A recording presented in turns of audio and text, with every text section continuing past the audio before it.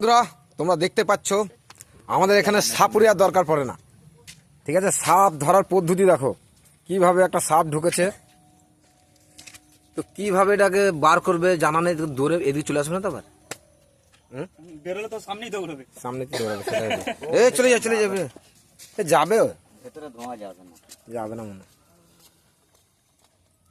কাগজই তো নিভে গেল।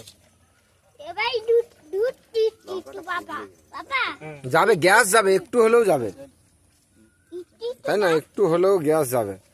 সাপ বের করার জন্য দেখো কত লোকজন জড়ো হয়ে গেছে।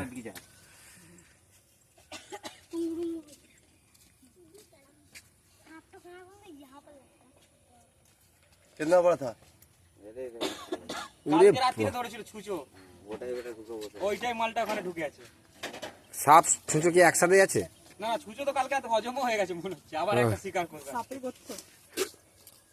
ডোক কিসে কত থাক?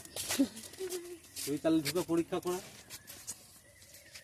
ওকে ঢুকে দাও, হাত ঢুকে দে না, হাত ঢুকে বের কর না কালু, হাত ঢুকে হাতে গ্লাস পরে দিকে হাত ঢুকে দে।